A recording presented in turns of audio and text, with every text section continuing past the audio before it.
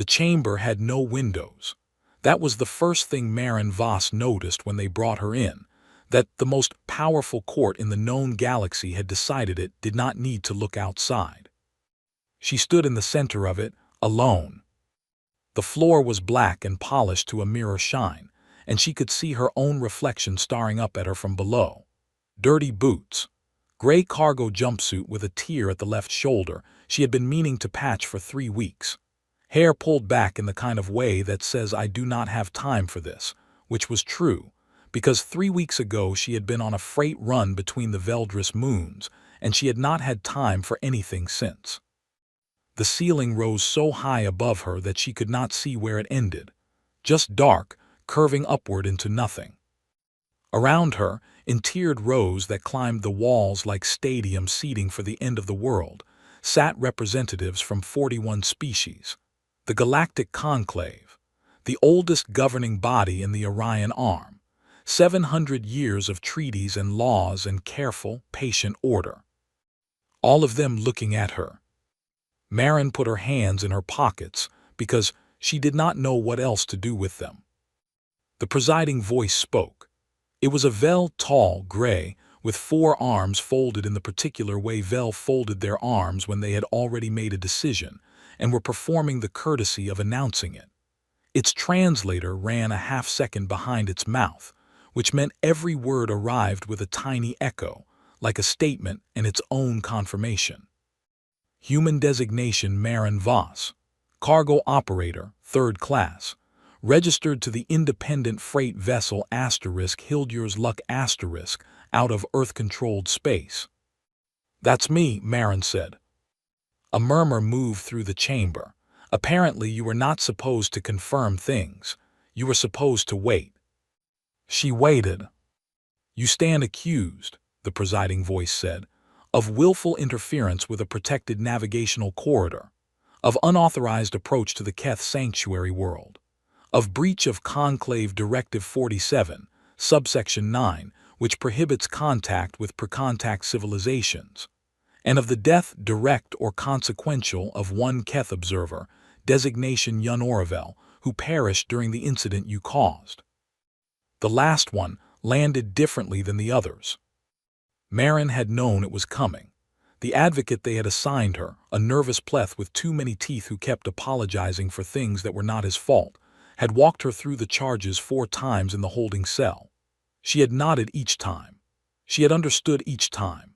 But hearing it spoken aloud in this room, in front of all these eyes, with the echo of the translator making it sound twice, made it sit in her chest like a stone she would have to carry for a while. She had not meant to kill anyone. That was the thing about the whole mess. She had not meant to do any of it. 3 weeks ago, the Hildur's Luck had been running behind. This was not unusual.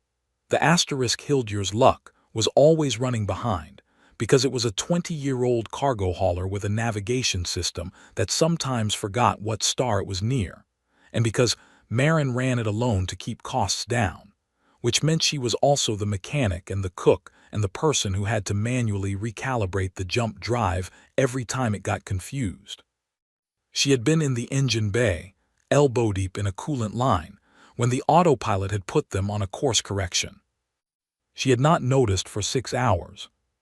By the time she climbed back to the bridge, they were deep inside a navigational corridor she had never heard of, approaching a planet that was not on any of her charts, and the proximity alarm was making a sound she had not heard it make before, a kind of low, sustained tone that she would later learn meant you are somewhere you absolutely should not be. She had tried to turn around. This was where the chain of disasters had begun, because the jump drive mid-recalibration had fired a partial burst, not enough to move the ship, enough to send a shockwave through local space, enough to destabilize the small survey shuttle that had been sitting quietly at the edge of the system, running passive scans. The shuttle had lost power, tumbled, hit the atmosphere of the sanctuary world at the wrong angle. The observer inside had not survived. Marin had spent the next 4 hours transmitting distress calls and rescue coordinates and apologies in every language her communicator could manage. The conclave patrol had arrived in too. They had not been interested in the apologies. How does the accused respond to the charges?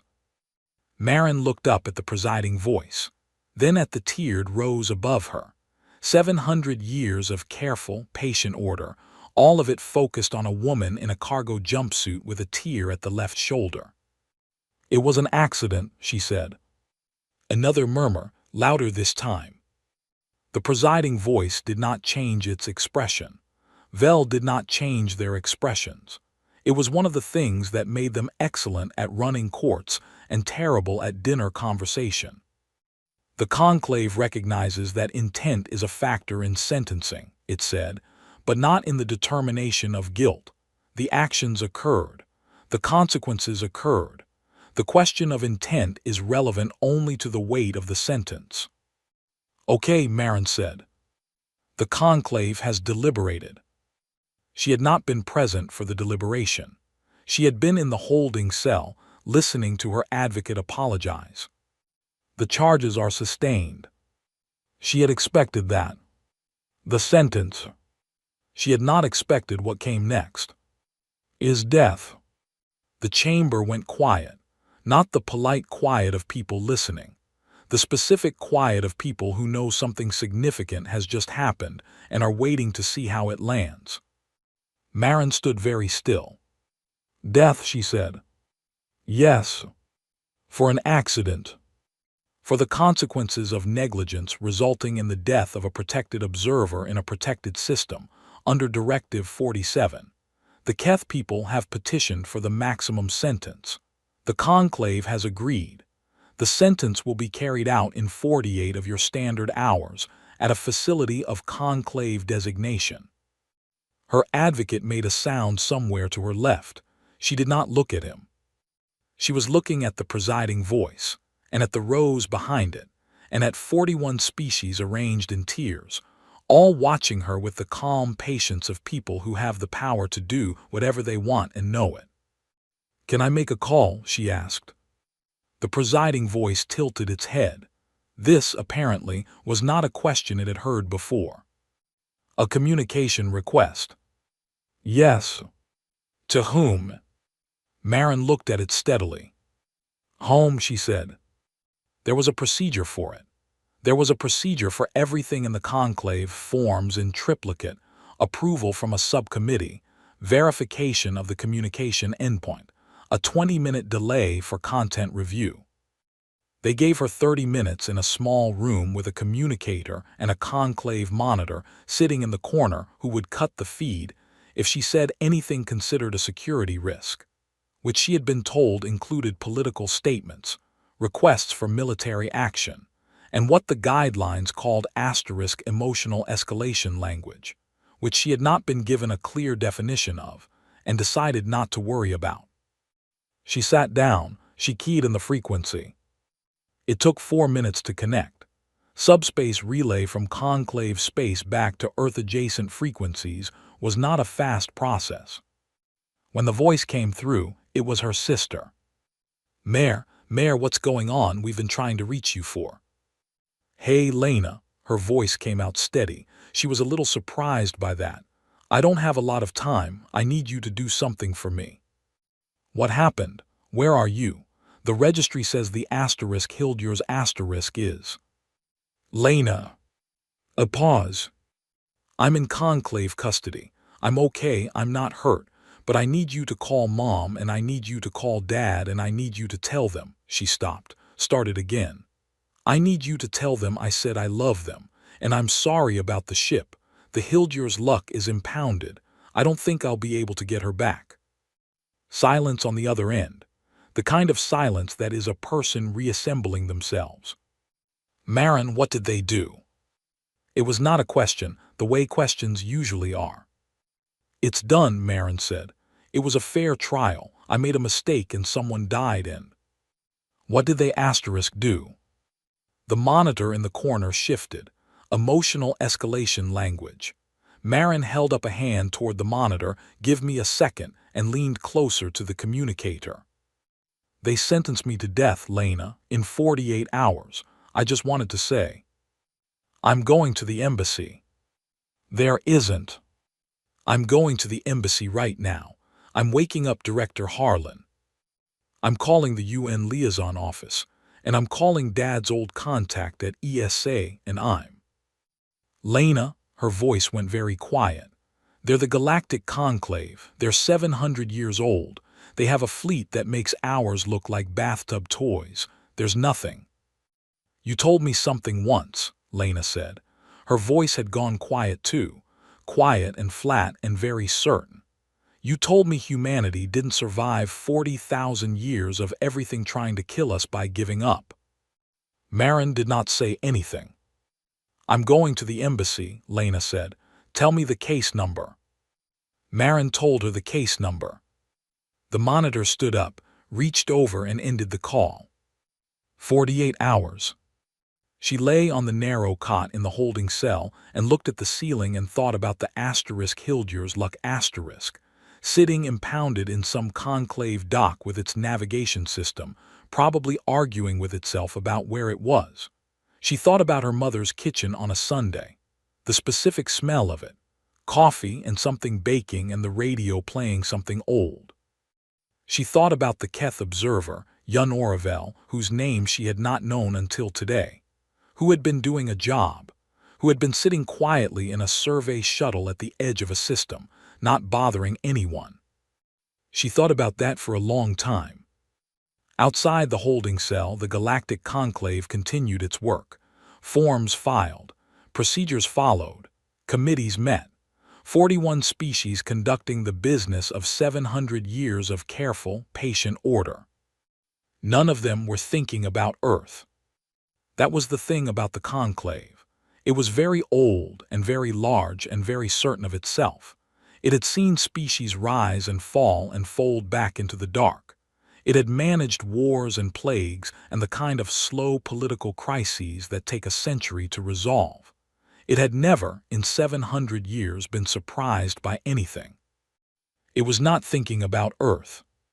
It should have been. 47 hours and 12 minutes after the sentence was handed down, something appeared on the long-range sensors of every ship and station within 40 light minutes of the conclave's primary judicial facility. Something large. Something that had not been there before. The sensor operators stared at their readings, ran diagnostics, ran them again, called their supervisors. The supervisors called their supervisors. In 6 minutes, the alert had reached the presiding voice, who was reviewing paperwork for a trade dispute between the Vel and the Tharic Collective, and did not, at first, understand what it was being told. Say that again, it said. The aide said it again. The presiding voice set down its paperwork. That is not possible, it said. The aide showed it the sensor readings.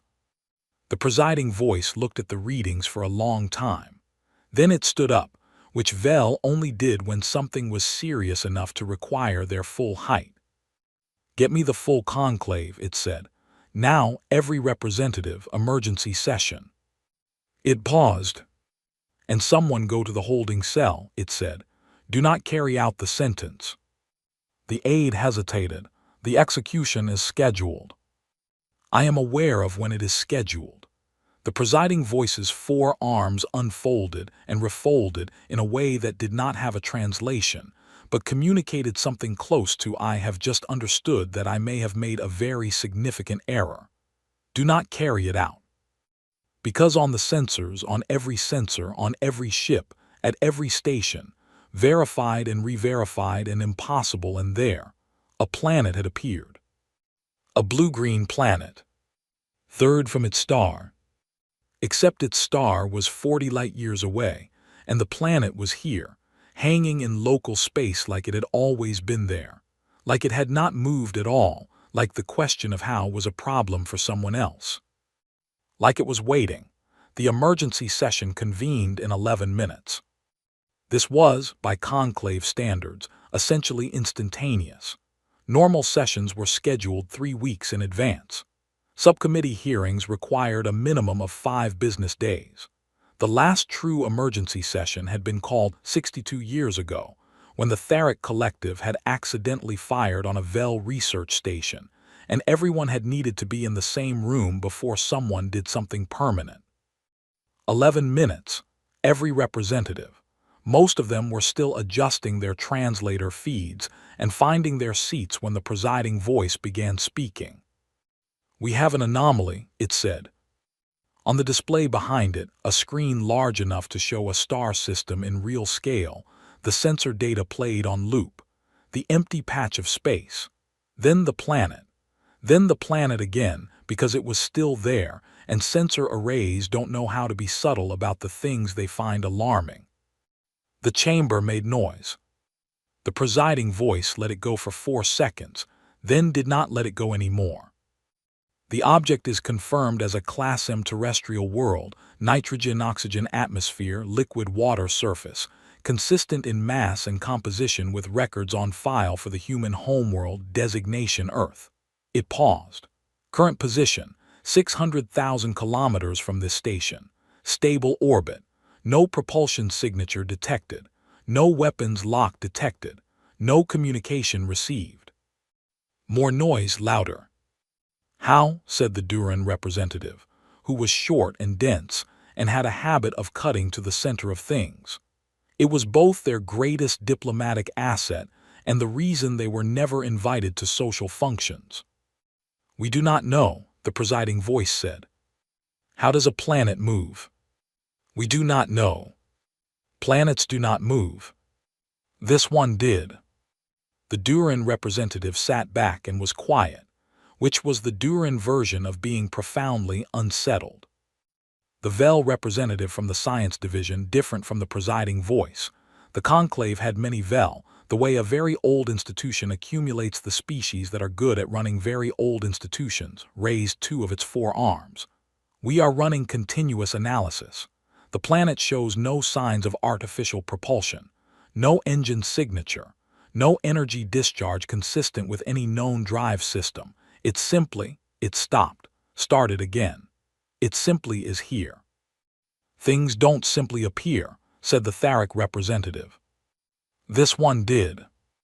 The Theric representative turned to look at the display. It stared at the image for a moment. Then it said, very quietly, the Theric equivalent of a word that does not translate to any other language, but that every species in the galaxy has some version of. In the holding cell, Marin was doing push-ups. She did not know why. 31 hours left and she was doing push-ups on the floor of a conclave detention block, and she had decided this was probably fine. Better than lying on the cot thinking about her mother's kitchen. Her arms burned. She focused on that. The guard came at the 37th push-up. She heard the door and kept going. 38, 39. Voss. 40. She got up. The guard was a Vel, a young one, by the look of it, with the slightly too formal posture of someone new to the job. Its 4 arms were held in a configuration she had not seen before, which, given the limited range of Vel arm configurations, meant it was either very nervous or very confused or both. "You need to come with me," it said. "Where?"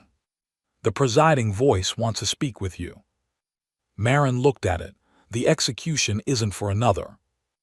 "The execution has been suspended," the guard said. It paused. Then it said, with the particular tone of someone conveying information they do not fully believe themselves, "Something has happened." "Something?" "Yes." "What kind of something?" The guard's arms shifted again, definitely both nervous and confused. "A large kind," it said. They brought her to an observation deck. She had not known the judicial facility had an observation deck. It did not seem like the kind of place that was built for looking out.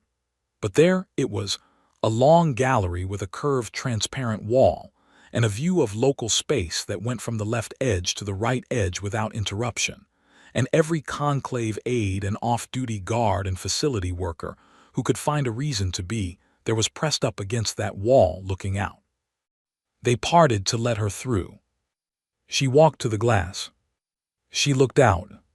She stood there for a long time. There are things that the human mind is simply not built to process at the speed they arrive. The brain sees them. The eyes confirm them. The signals travel and the information is received, and somewhere between the receiving and the understanding there is a gap, a white space, where the thing is true but hasn't become real yet. She was in that gap. The planet hung in the dark, blue and green and wrapped in white cloud, the way it always was. The way it had looked in every photograph she had ever seen on classroom walls and screensavers, and the back of her father's workshop door, where he had a print of the asterisk blue marble photograph tacked up next to his tool rack. She knew its coastlines. She knew its lights on the night side, the way the populated areas glowed amber and white in the dark. She knew the particular brown-green of the Amazon basin and the white of the polar caps and the long blue reach of the Pacific. She knew it the way you know, something you have never had to think about knowing. Home. It was home. It was here. Marin pressed one hand flat against the glass. The glass was cold. The planet was not. Your people did not communicate before arriving, said a voice beside her. She turned. The presiding voice stood at her shoulder. Up close, without the elevation of the court chamber and the distance of the accused's position, it was taller than she had registered. All four arms folded. Its face, gray, smooth, old in the way stone is old, was aimed at the same view she was looking at. I don't think they came to communicate, Marin said. What did they come to do? She looked at the planet, at the lights on the night side, at the clouds moving slow and vast the way they always moved. They came to be seen, she said. The presiding voice was quiet for a moment. We see them. Yeah, Marin said, I know. The conclave's first communication attempt went out 40 minutes after the planet's appearance. Standard first contact protocol. Broadband signal, multi-frequency, 17 known languages plus mathematical base code.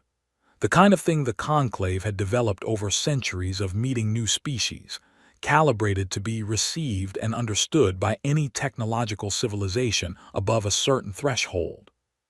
No response. Second attempt. Direct hail, human standard frequencies, audio and visual. The conclave had those on file. Humans had been members of the galactic community for 60 years, junior members, small members, members whose fleet consisted mostly of short-range defense ships and 3 exploration vessels that were the source of some gentle amusement in senior conclave circles. There were protocols for communicating with them. No response. Third attempt. A direct channel to the Earth Liaison Office, whose frequency was registered with the conclave in the same way that a restaurant registers a health inspection, technically required, mostly ignored. No response. The presiding voice received each report in the same way. Arms folding tighter, the way Vel arms fold when the situation is developing in a direction they had not modeled. They are not responding to any hail, the communications officer said. I can see that, the presiding voice said. Should we? No. The communications officer stopped. No what? I haven't made a suggestion. Whatever you were going to suggest, the presiding voice said, no. It looked at the display. The planet sat there, quiet, patient, doing nothing at all, which was turning out to be the most alarming thing it could possibly do. Send someone to speak with the human, it said. The one in custody. She's on the observation deck. Then go to the observation deck. The aide found her still at the glass. She had not moved in 40 minutes. The crowd around her had shifted. People came, stared, left, were replaced by others. But she had not moved. Her hand was still flat against the glass. She was very still in the way people are still when they are doing the opposite of nothing, when they are full to the top of something that has no room to move yet. The conclave requests your assistance in establishing communication with. They won't talk to you, Marin said. She did not turn around. We have attempted contact on multiple. I know, she paused. They're waiting. For what? She turned then. She looked at the aide, a young pleth, different from her advocate, this one with the slightly dazed expression of someone whose entire professional context had just changed without warning. For you to come to them, she said. The aide blinked. We cannot travel to, it stopped, reconsidered. The planet is 600,000 kilometers distant. A shuttle transit would take about 4 hours, Marin said. Yes. You want us to send a shuttle to the human homeworld? To the planet, she said. It's in your space right now. That makes it local. You don't have to travel anywhere. The aide opened its mouth, closed it. Your people moved their planet, it said.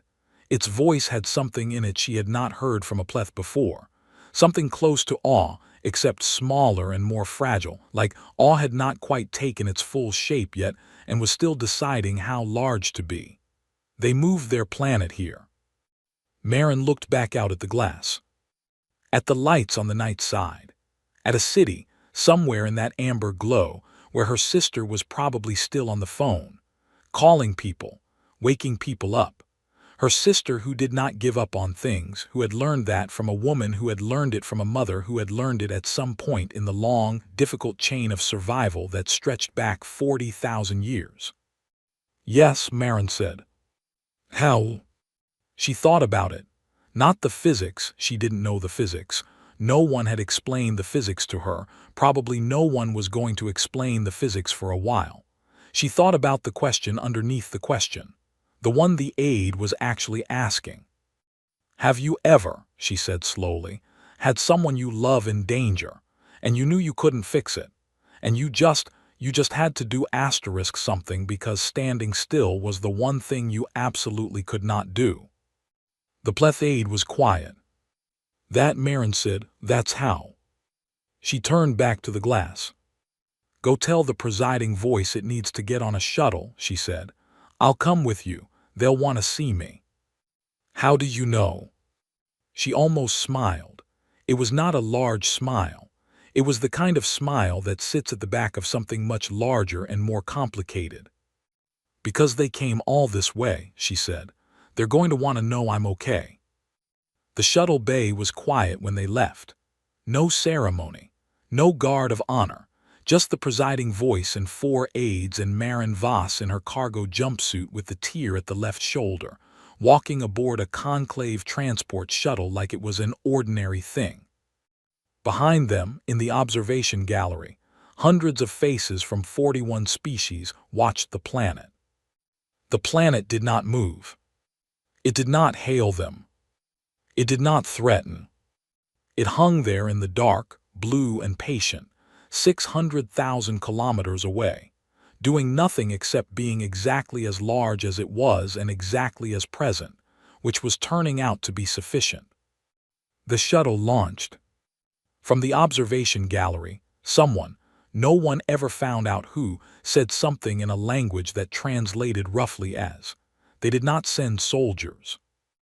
And from somewhere nearby someone else said, they did not need to. The shuttle crossed the dark. The planet waited. The shuttle crossed 600,000 kilometers in 3 hours and 52 minutes. Nobody talked much. Marin sat in the middle row and watched the planet grow in the forward viewport. The presiding voice sat across the aisle, 4 arms folded, and also watched. The aides sat behind them and probably watched each other, because there was a limit to how long anyone could look at something that large coming toward them before it stopped being information and started being something else. The planet grew. It grew the way planets grow when you approach them, which is to say slowly and then all at once. First it was a disk, then it had features, then the features had detail, then the detail had depth. Then you stopped thinking about it as a disk and started thinking about it as a place, which is a different thing entirely, with different weight. There is no debris field, the Vel pilot said. It sounded almost disappointed in the way scientists sound when a phenomenon is real but offers no conventional explanation. No particulate trail, no gravitational wake. Whatever propulsion system was used, it left no evidence. Noted, the presiding voice said. We should note that this is not consistent with any. Noted, the presiding voice said again, in a tone that communicated it had heard the first nodding and did not require a second one. The pilot was quiet. The planet grew. At 200,000 kilometers, they picked up the first transmissions. Not a hail, not a formatted signal aimed at the shuttle, just noise, the ordinary electromagnetic noise of a civilization going about its day. Radio, television, communications traffic, data streams. The translator struggled with it. There was too much all at once. A whole planet's worth of talking happening in every direction. But fragments came through. A news broadcast, the anchor's voice, clipped and urgent, confirmed by multiple space agencies that Earth is no longer in its standard orbital position around the Sun. NASA, ESA, ISRO, and CNSA are all reporting the same data.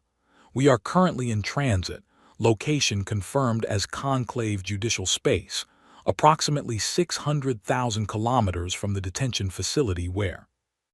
An interview. A man's voice, older, slightly hoarse. My daughter is in there and I don't care what it cost. I don't care what they think of us. You don't condemn someone for an accident and expect. Music just for a second. Something with strings, fast, forward-moving. Then the broadcast again.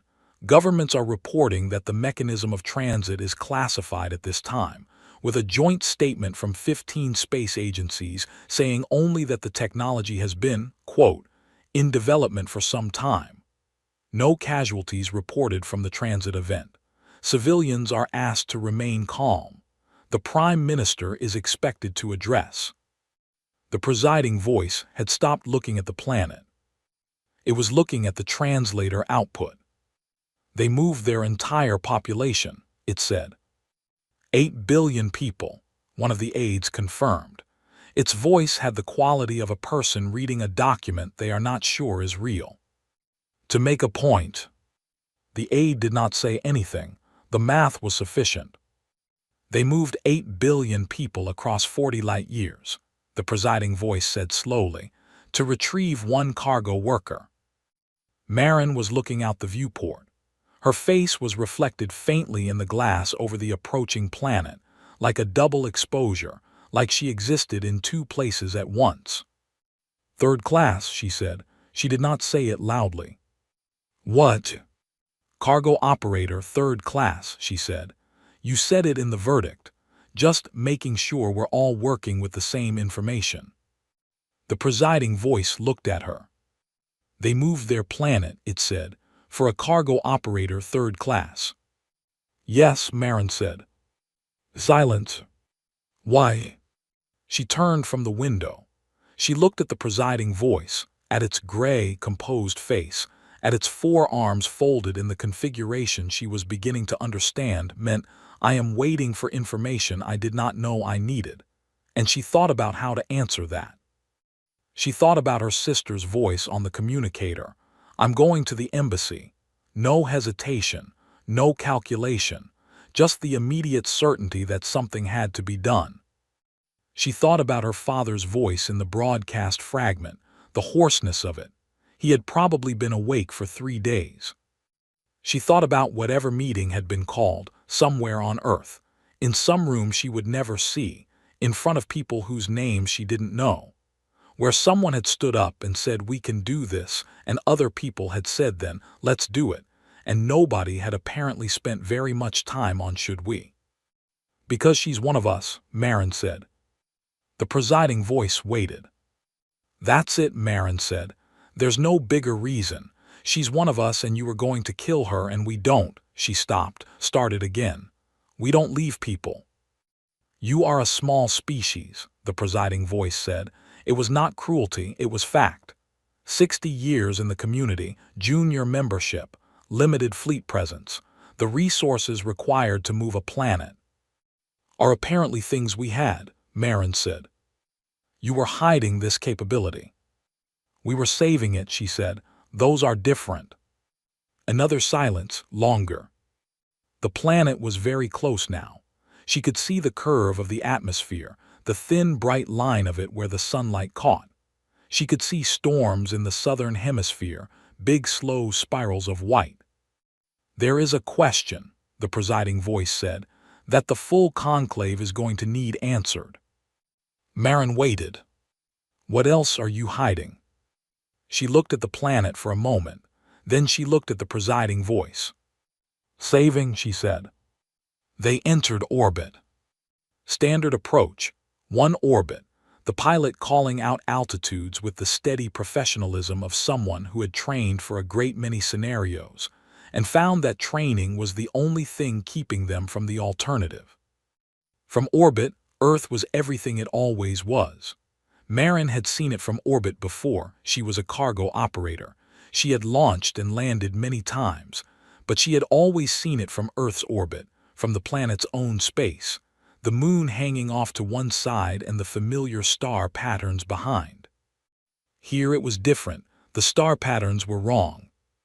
The moon was present. It had come too. Of course it had. It was gravitationally bound.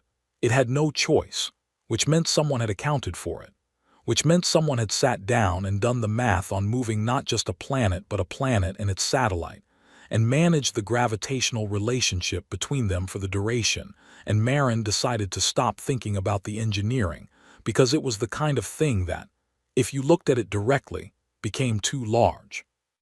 The conclave station was visible from orbit, a small shape, angular, metallic, hanging in the dark with its running lights on. From up here it looked fragile. Marin thought it probably was. Not because Earth would do anything to it. She did not think Earth would do anything to it.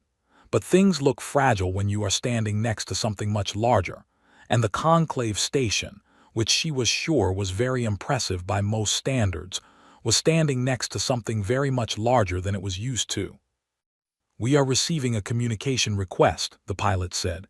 "Earth origin, standard audio." "Accept it," the presiding voice said. The channel opened.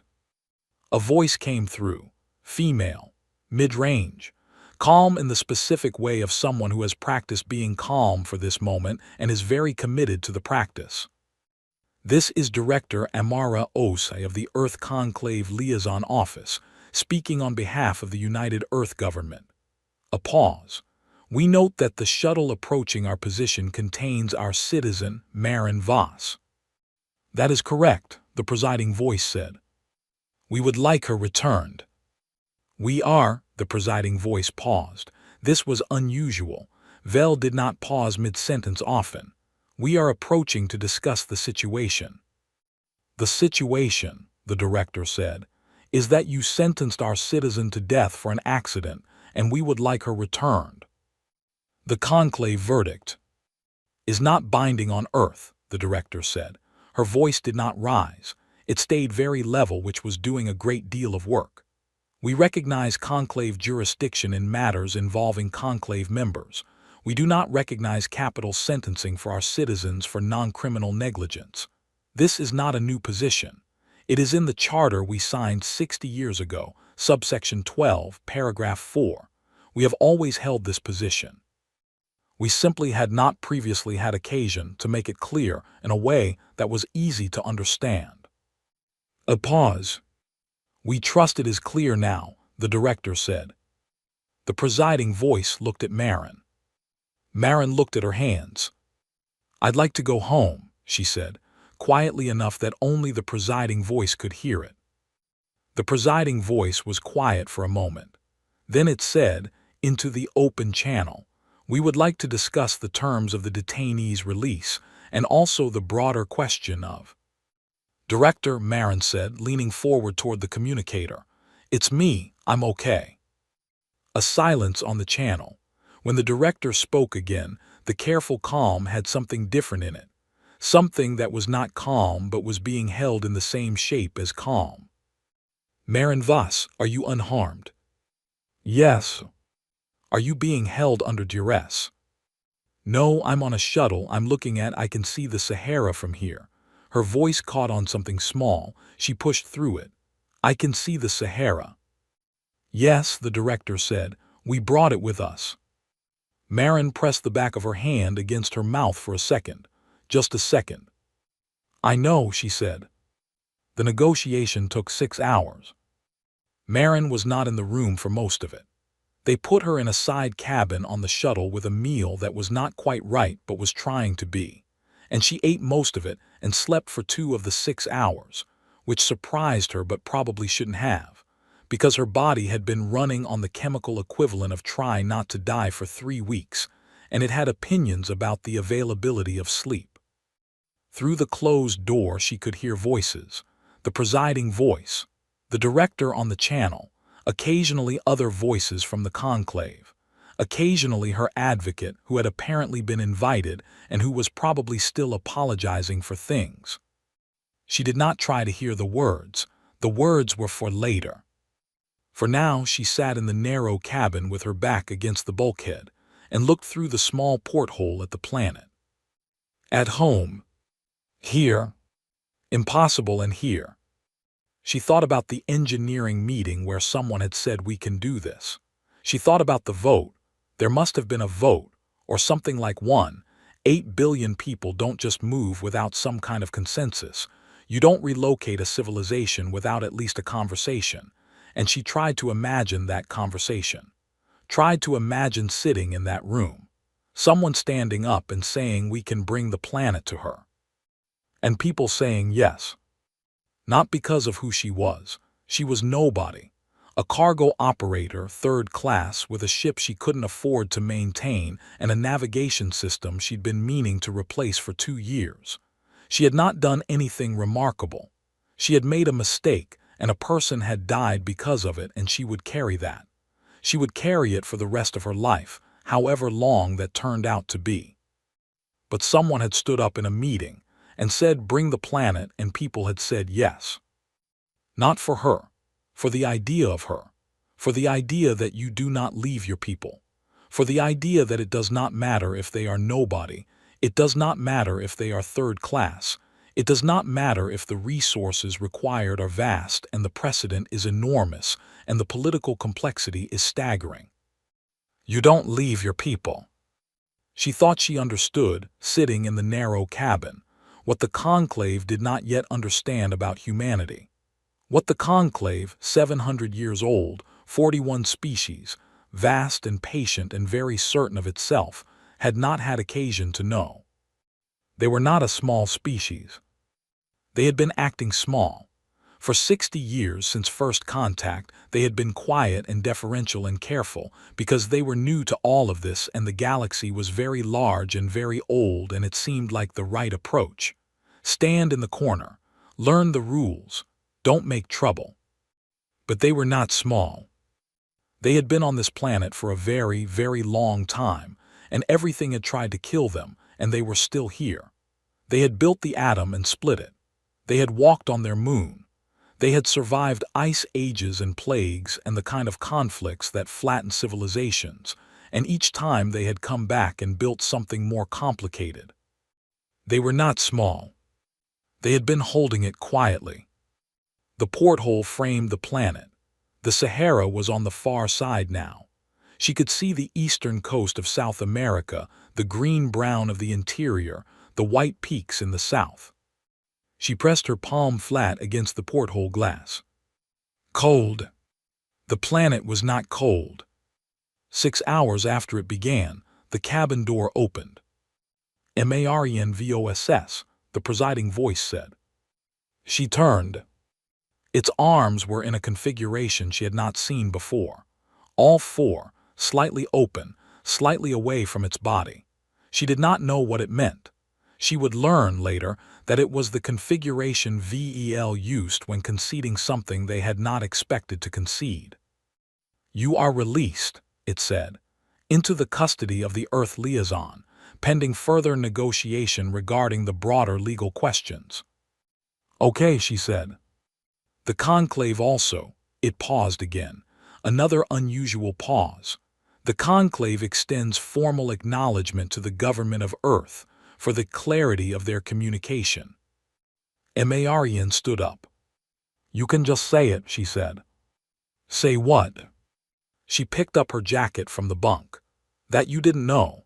That you've been treating us like we were small and you didn't know, and now you do, and it changes things.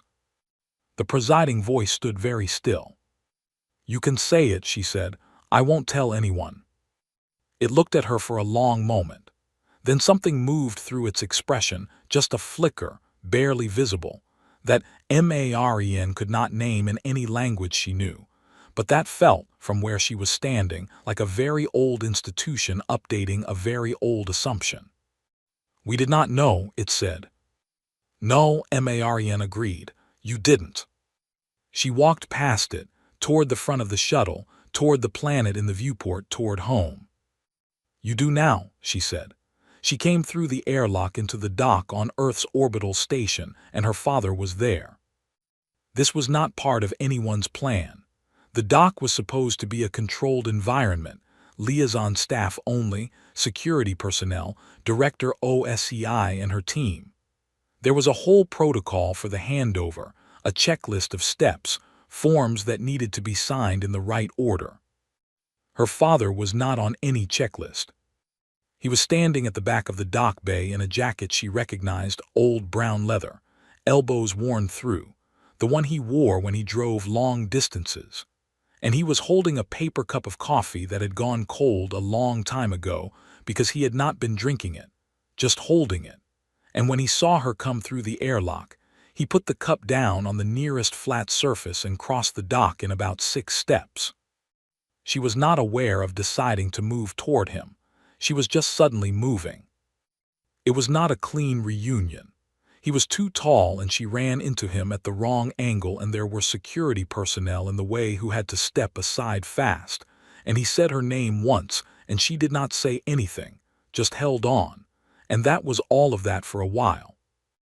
Director HFY, to her considerable credit, said nothing and signaled her staff to face the other direction.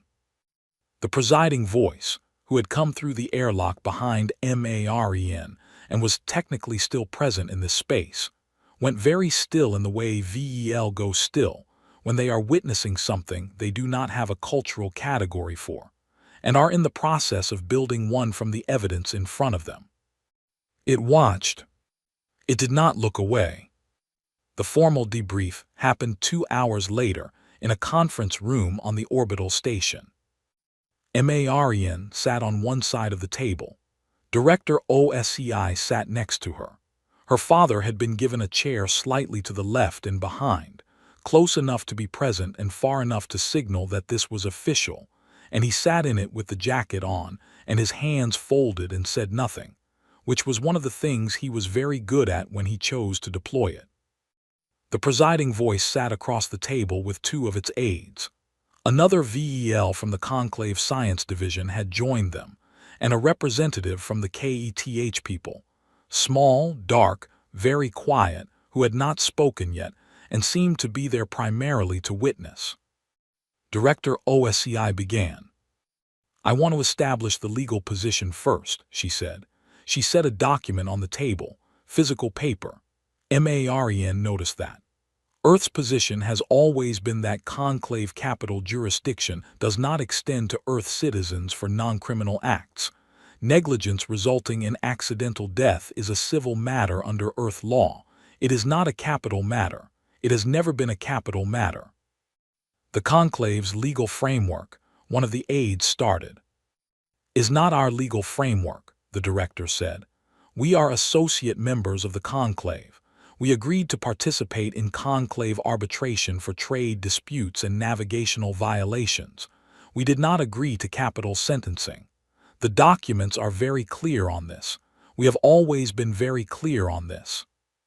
The conclave did not receive communication to this effect when we sent 6 communications, the director said. In the first 48 hours after the arrest, the records are attached to the document you are looking at. The aide looked at the document. Its expression did something uncomfortable. We did not, it began. Receive them? No. The director's voice was even. We noticed. It was one of the factors that informed our response. Silence. The presiding voice, which had been watching this exchange with its arms in the conceding configuration from the shuttle, said, "The conclave accepts that there was a failure of communication on our part. We are conducting an internal review of the processing of the human communication requests during the trial period." The KETH representative who had not spoken made a small sound. Everyone looked at it. It was very small. Its eyes were large and dark, and it had been looking at Marian since it entered the room. "I was asked to be present," it said. Its translator was very good. The voice that came through had the quality of something that had been shaped carefully for a long time. "By the KETH Governing Council, to speak to the matter of UNORAVEL." Marian went still. "I would like to address the human," the KETH representative said. Director OSCI looked at Marian. Marian nodded. The KETH representative turned to face her fully. "UNORAVEL was my colleague. We studied together for 11 years. She was very good at her work." It paused. "The KETH people requested your execution. I want you to know that I did not agree with this request. I am not speaking for the council. I am speaking as UNORAVEL's colleague." Another pause. "She would not have agreed with it either. She spent her career studying civilizations that were new to contact. She believed—" Its voice stopped, started again. "She believed that accidents were not crimes." The room was very quiet. "I'm sorry," Marin said. The words were not adequate. She knew they were not adequate. She said them anyway. "I'm sorry about your colleague. I'm sorry about what happened. She stopped. "I would undo it if I could." The KETH representative looked at her for a long moment. "Yes," it said, "I think you would." It folded its small hands on the table. "The council will need to revise its petition. UNORAVEL's family the death was real and the grief is real and there must be acknowledgement, but not this." "We agree," Director OSI said. "We would like to propose a reparations framework for the family, for the KETH people. This should be addressed properly." The KETH representative nodded. "That would be acceptable." It looked at Marin once more. Then it looked at the presiding voice. "My people petitioned for the maximum sentence," it said, "because we were angry and we were grieving, and we wanted the largest possible acknowledgement of what we had lost." It paused. "We did not expect the response we received." "No," the presiding voice said, "neither did we." The question of the technology came later. Not in the conference room. Later, when the formal session had concluded and people were standing and gathering papers and the room was thinning out, Director Os asked the presiding voice if she could have a moment. Marin was leaving when the director caught her eye and gave her a small nod that meant "You can stay if you want." She stayed. She sat in her chair while the room emptied and her father stood by the door, and Director Osai stood across the table from the presiding voice with her hands clasped behind her back. "You want to know about the drive," the director said. "The conclave wants to know about the drive," the presiding voice said. "We expected that. It is not a small thing to move a planet." "No," the director agreed. "The energy requirements alone are significant, yes." The presiding voice waited. "You're not going to tell me." "I'm going to tell you that we have it," Director Osai said. "I'm going to tell you that we have had the theoretical framework for some time, and that we have been working on application for the last 12 years, and that this was the first full-scale test." She paused. "It worked." "Yes," the presiding voice said, "we noticed.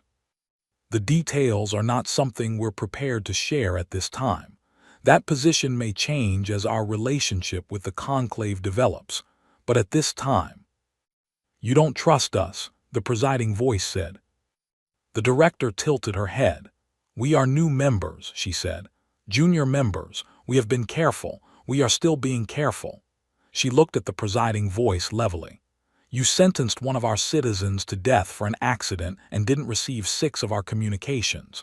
We would like to see how the next period develops before we discuss the details of our capabilities."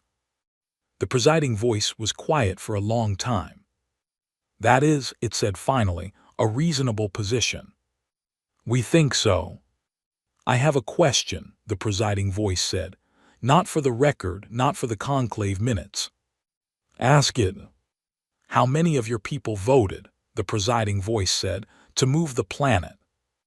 The director looked at it. Something moved through her expression that was not quite a smile. "All of them," she said. "It was not close."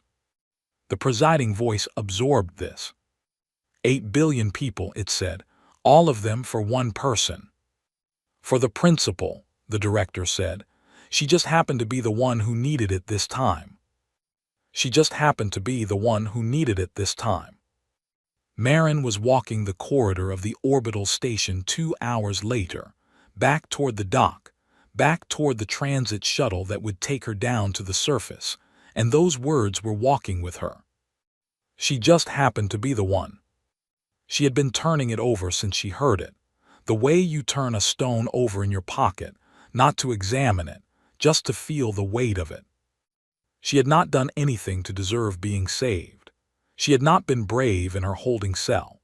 She had done push-ups and tried not to think about her mother's kitchen, and made one phone call to her sister, who had then apparently started a chain of events that ended with the planet in the wrong solar system. She had just been the one who needed it. That was the thing she was going to have to live with, not the being saved part. The being saved because of what it said about who they were. 8 billion people looking at the numbers, the energy, the resources, the engineering, the risk, the political cost, and saying yes anyway. Not for her. For the idea that it was not acceptable to leave someone behind. Even someone nobody. Even someone third class. She stopped at a porthole in the corridor. The planet was visible from here, hanging in the unfamiliar dark. The conclave station was visible too, small and angular, its running lights blinking steady in the nothing. Her father fell into step beside her. He had been trailing her since the conference room, close enough to be there, far enough to give her space, which was something he had always been good at. "You know what the worst part is," she said. "What?" "I still have to pay for the asterisk Hildur's luck." She looked at the planet. "She's impounded. The dock fees are probably—" "I'll handle it," her father said. "Dad." "I'll handle it." His voice was the same voice it had always been, low and calm and not interested in being argued with. He looked out the porthole too, at the planet, at the station, at the star patterns that were wrong. "We'll get your ship back." She leaned against the porthole. The glass was cold against her shoulder. "Dad." "Yeah." "When they called you about the vote," she looked at him sideways. Did you know, about the drive, about what they were going to do?" He was quiet for a moment. "Your mother cried," he said, "when the news came through about the sentence." His voice was very steady, the kind of steady that costs something to maintain. "And then the vote notification came and she read it and she got very quiet and she said," he stopped. "She said, well, obviously." Marin pressed the back of her hand against her mouth again, just for a second. "Yeah," she said. "Obviously," he said. They stood at the porthole together and looked at the planet and didn't say anything else for a while, which was the right amount to say. The presiding voice filed its report to the full conclave from its office on the judicial station, 3 hours after the conference room meeting ended. It sat with the report on the screen for a long time before it transmitted it. The report covered the legal situation, the communication failure, the proposed reparations framework for the Keth family, the suspension of the sentence, the revised legal memorandum on conclave capital jurisdiction over Earth citizens, all of it necessary, all of it important. At the end of the report, there was a section marked * advisory observations. It had written this section 3 times and deleted it twice. The third version read: "The conclave's assessment of the human species requires significant revision. Current categorization as a junior member species with limited strategic significance does not reflect the full scope of human capability or intent. The transit event demonstrates technological capacity that exceeds any known member species in the area of planetary-scale propulsion. The nature of the vote, unanimous, rapid, in response to a single citizen situation, suggests a collective behavioral pattern with no direct parallel in conclave experience. Humans do not appear to calculate the cost of their decisions in the same way other species do. They appear to calculate whether the decision is, in their own words, the right thing to do, and then address the cost afterward. This is not inefficiency. It may be the most important thing about them. The conclave is advised to review all prior assessments, all junior membership frameworks, all diplomatic protocols relating to Earth, and to approach future interactions with the understanding that we do not yet fully know what we are dealing with. We should find out. It transmitted the report. Then it sat in the quiet of its office and looked at the sensor feed from the exterior cameras, which still showed the planet, still in orbit, patient and blue and large. It was going to go back. Earth was going to go home. Back 40 light-years to its star when this was done. Everyone understood that. The planet could not stay here indefinitely. Its star was elsewhere. Its moon was borrowed space. 8 billion people had lives and supply chains and growing things that needed the right sun. It was going to go back. But it had come. That was the thing the presiding voice kept returning to, sitting in its office in the quiet. It had come. Not a ship, not a fleet, not a message, not a threat, not a formal diplomatic protest filed in triplicate. A planet. It had come because one person needed it to. The presiding voice had been involved in conclave governance for 51 years. It had seen species conduct wars over territory and resources and insults, both real and imagined. It had seen alliances built and broken and rebuilt in different shapes. It had seen the long, slow work of civilization, the endless negotiating and compromising and cataloging and adjusting that kept 41 species from killing each other most of the time. It had never seen anything like this. It was not sure the galaxy had ever seen anything like this. It filed a second, shorter note to the Conclave's Senior Security Council, marked urgent and confidential. It contained 4 sentences. Earth has capabilities we do not fully understand. They have chosen, so far, to use those capabilities in a way that was not threatening. We do not know if that will always be the case. We should be very careful, going forward, about giving them a reason not to be. It transmitted that too. Then it turned off the sensor feed, because there was only so long a very old institution could look at something it had misjudged and feel entirely comfortable. They gave her back the *Hildur's luck* on a Tuesday. She had not known it was Tuesday until she checked the ship's calendar, which had continued to tick over accurately in the impound dock despite everything, because the Hildur's luck was unreliable about many things, but time was not one of them. The navigation system had opinions about which star it was orbiting, and occasionally forgot the ship was in space and not in a planetary bay, but it had never once gotten the date wrong, and Marin had always thought this said something about priorities.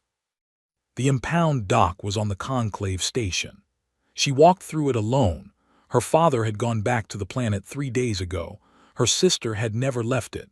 And there was the Hildur's luck sitting between a Vel research vessel and a Theric cargo ship twice its size, looking small and a little battered and exactly like herself. Marin put her hand flat on the hull. The metal was cold, in the way of things that have been sitting still. "Hey," she said, "sorry it took so long." The ship said nothing, because ships don't, but the hull was solid under her palm, and the docking clamps had been released, and all of it was hers again, which was something. She walked the perimeter before boarding. She had always done this, a full circle before boarding, checking the hull, the engine ports, the cargo bay seals. Her first captain had taught her, you walk the outside before you walk the inside. She had done it for 15 years. She would do it for 15 more. The hull was fine. The conclave had not damaged anything. She had half expected they would, or would claim something was damaged and charge her for it. They were, after all, a bureaucratic institution, and she was, after all, the person who had complicated their week considerably, but there was nothing. Every seal intact. The engine ports clean. The cargo bay empty but undamaged. She came around to the boarding ramp, keyed her code, and went up. The ship smelled like itself. This was not a glamorous smell. It smelled like recycled air and machine oil, and the specific brand of instant noodles she bought in bulk from a supplier at the Veldres station. Because it was the cheapest brand, and she had been eating it for so long that it had stopped tasting like anything, and had just become what food smelled like on a ship. She breathed it in. The bridge was unchanged. The navigation system's status light was blinking amber, which meant it was in one of its moods. The pilot's chair had the same crack in the left armrest she had been meaning to tape up. The co-pilot's seat, which nobody ever sat in, had her extra jacket draped over it and a dead plan on the console in front of it that she had genuinely forgotten about. She sat in the pilot's chair. Outside the forward viewport, the conclave station. The dark, and at the edge of the viewport, visible if she leaned slightly left, the curve of Earth. Still here. 4 days it had been.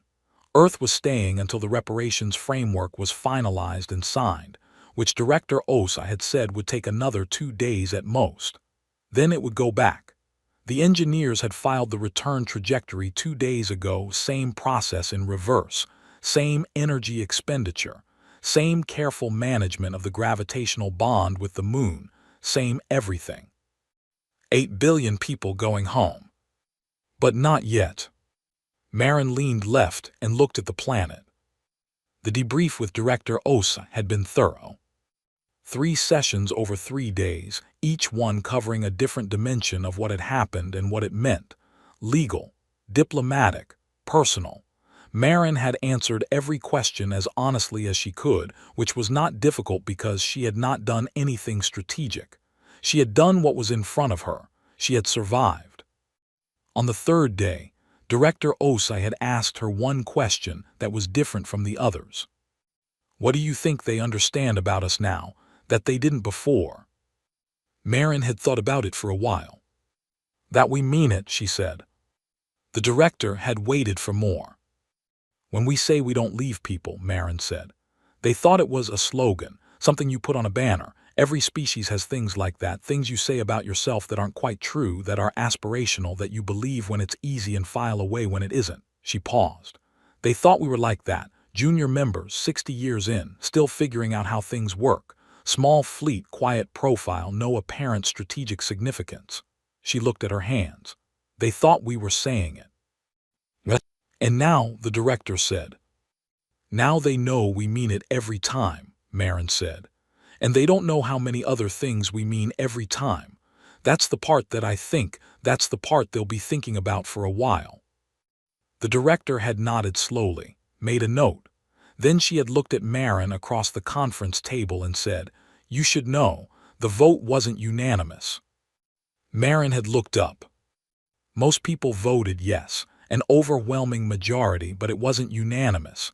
There were people who said the cost is too high, the risk is too great, we don't know if this is safe, we don't know if the drive will work at this scale, we could lose the planet. She paused. There were people who said it's one person, one cargo operator, we can't risk 8 billion for one. Marin was quiet. They were outvoted, the director said. Significantly, but they weren't wrong to say it, it was a real risk. What made the difference? Marin asked. In the vote, what did people say on the other side? The director looked at her for a moment. A man gave a speech, she said. In the General Assembly session, an old man, he talked about the principle of it, not about you specifically. about what it would mean going forward to live in a galaxy where we had left one of our people behind because the cost was too high, what it would do to us, not politically, to us as people, what it would mean to know that we had done it. She paused. He said, and this got quoted a lot afterward, he said, "I'm not worried about what the galaxy thinks of us. I'm worried about what we think of ourselves." Marin looked at the table. "And then he said," the director continued, "besides, we built the thing. We might as well test it." Marin made a sound. It came out somewhere between a laugh and something that was not a laugh. Who was he? "A retired engineer," the director said. "He worked on the Drive project for 9 years. His name is Voss." Marin went still. "He didn't tell you," the director said. "Not a question." "No," Marin said. "He did not tell me." She had sat with that for a long time after the session ended. She had sat with it all the way back to the orbital station and through dinner and through the night, and in the morning she had called her father, who was back on the surface by then, and he had picked up on the second ring.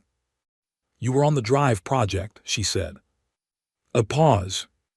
"I was on the Drive project," he said. "For 9 years. Almost 10. And you gave a speech."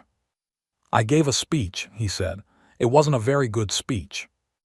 Your mother told me the ending was too jokey." "The ending was perfect," she said. He was quiet on the other end. Then, "You would have been fine, you know, you're always fine." "Dad." "You are. You moved a planet." "We moved a planet," he said. "Different thing, you weren't involved." She had laughed then. Actually laughed, the real kind, the kind that clears something out, and he had said nothing and let her, and that was the thing about her father. He knew when to talk and when to be present, and when to just let the call go quiet. "Come home," he said when she was done. "I will," she said, "soon." Now she sat in the pilot's chair of the *Hildur's Luck and ran through the pre-launch checklist. Engine status, nominal. Jump drive, recalibrated finally properly. She had spent 4 hours on it the previous day, and for once in its unreliable life it was showing all green. Navigation, amber, which was normal. She would correct for it in transit. Cargo hold, empty. Fuel, full. Life support, full. Comms, active. She filed her departure clearance with the conclave station. There was a pause, longer than the usual processing time. Then the clearance came back, marked *approved*, with a note appended to the transmission from the docking authority. The note said, "Safe travels, Marin Voss. The Conclave Docking Authority wishes you an uneventful journey." It was a standard departing note. The Conclave used it for all outbound ships. But someone had added, in smaller text below the standard line, added it manually, not through the form, which meant someone at the docking authority had taken the time to type it separately. Uneventful this time. She looked at the note for a moment. Then she keyed the launch sequence. She brought the *Hildur's Luck* out of the dock on thrusters and took a slow arc around the station before setting her heading. Not because she needed to. Because she wanted one more look. The planet hung at 3 o'clock as she came around the far side of the station, full in the viewport, no porthole framing, no glass between her and the view, just the ship's transparent forward panel and the dark, and, filling a third of it, Earth. She let the ship drift. She looked. She had been looking at it for days. From the shuttle, from the orbital station, from ports and viewports and portholes, and the direct visual on approach. She had been looking at it for days, and she had not, she realized, actually looked at it yet. Not the way you look at something when you know you're about to leave it. She looked at it now. The Pacific was on this side. The Pacific was enormous. You forget, sometimes, going about your life on the surface, how enormous it was. From orbit it was the dominant feature, the biggest single thing visible, blue-black and vast, with clouds moving slow and distant above it. Asia was at the edge, the brown-green coast of it, the Himalayas visible as a pale ridge along the border of what used to be India. Night side coming around on the left, the amber and white lights of cities. The moon off to the right doing what the moon did, marking time. Marin looked at all of it. It was beautiful. It had always been beautiful. She had seen it from orbit 100 times, and she had never once not thought it was the most beautiful thing she had ever seen. And she had always registered that thought, and then gotten on with departure because there were schedules to keep and cargo to deliver, and a navigation system to argue with. Not today. Today she let the ship drift and she looked, and she felt the weight of the thing she was looking at. Not just the planet, the decision. 8 billion people had looked at those numbers, the energy, the resources, the risk, the engineering of the impossible, and said yes. Not quickly, not without fear. Some of them had said no. The debate had been real and the doubts had been real, and the person in the General Assembly who had said "I'm worried about what we think of ourselves" had not been speaking to an audience of people who already agreed. He had been speaking to people who were afraid. And they had done it anyway. That was the thing about humans that the conclave was only beginning to understand, and that Marin was only beginning to understand about herself, that the species was not remarkable because they were never afraid. They were afraid constantly. They had been afraid for 40,000 years, of ice and dark and sickness and each other, and they had survived every single thing they had been afraid of, not because they stopped being afraid, but because they had decided, at some point lost in the back of history, that fear was not a reason to stop. You were afraid, you did the thing anyway. That was it, that was the whole of it. She keyed the thrusters and pointed the *Hildur's luck toward open space. Okay, she said to the navigation system. It blinked amber at her. She ignored it. New heading, Veldris Moons. I've got a cargo run that's about a month overdue. The navigation system thought about this. Then, for the first time in its operational life, it set the heading on the first try. No arguments, no confusion, no amber warning lights. Green across the board. She glanced at the board, looked back at the planet one more time over her shoulder. It was going home in 2 days. She was going to work. Both of these things felt right. The *Hildur's luck ran quiet for the first 3 hours. Marin drank bad coffee and ran system checks and let the autopilot handle the heading and thought about nothing in particular, which was a luxury she had not had in several weeks. The comms chimed at hour 4. Incoming signal, Earth origin, on the personal frequency she gave to family only. Lena. She accepted the call. Hey, Lena said, you launched. Yeah. You didn't tell anyone you were leaving. I filed the departure clearance. That's not the same as telling people you're leaving. It is literally exactly the same thing, Marin said. Lena made a sound that communicated she disagreed with this philosophically, but was not going to pursue it. You doing okay? Marin looked at the forward viewport. Stars, dark. The planet was behind her now, not visible in the forward view. Yeah, she said, I think so. Where are you going? Veldris Run, I'm late. Marin. Lena's voice had that particular flatness it got when she was about to say something she had been composing for a while. You know you could take some time, before going back to. I know. You went through something serious. I know. You almost, Lena stopped, started again. You know you don't have to just go back to work like nothing happened. Marin thought about it. Here's the thing, she said. I've been sitting still for 3 weeks. I've been in a holding cell and a conference room and a debrief room and an orbital station, and everybody has been very kind, and I have eaten things that were not quite the food I wanted, and I have had a lot of feelings in rooms that were not my ship. She looked around the bridge, at the cracked armrest, at the dead plant, at the amber navigation light that had, for one perfect moment, gone green. I want to go to work. Silence on the other end. I'm a cargo operator, Marin said. That's what I do, that's who I am. and I really, really want to go pick up some cargo." Lena was quiet for a moment, then she laughed, the real kind. "Okay," she said. "Okay, call when you get to Veldris." "I will." "And Marin." "Yeah. Dad's already asking if you need a new navigation system." Marin looked at the amber light. It looked back at her. "Tell him I'm good," she said. She cut the channel. The stars moved steadily past the viewport. The asterisk Hildur's luck ran on, quiet and reliable in all the ways that mattered and unreliable in all the ways she had learned to accommodate. The cargo hold was empty. The Veldris moons were 3 days out. She had a delivery to make and a late fee to negotiate, and a very long list of maintenance tasks she had been putting off. Behind her, 40 light minutes away, a planet sat in borrowed dark and waited to go home. In 2 days it would begin the return. The drive would engage. The numbers would run. 8 billion people would feel again the strange and terrible and wonderful sensation of their world doing something no world had ever done.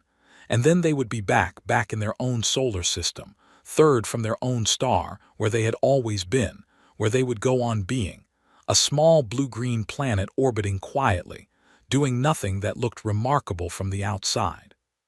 Containing, in the way that small blue-green planets sometimes contain, something remarkable on the inside. The conclave was revising its assessments. The galaxy was paying attention. Marin Voss, cargo operator 3rd class, was running the Veldris route behind schedule, and hopping the navigation system stayed green. It did. Mostly.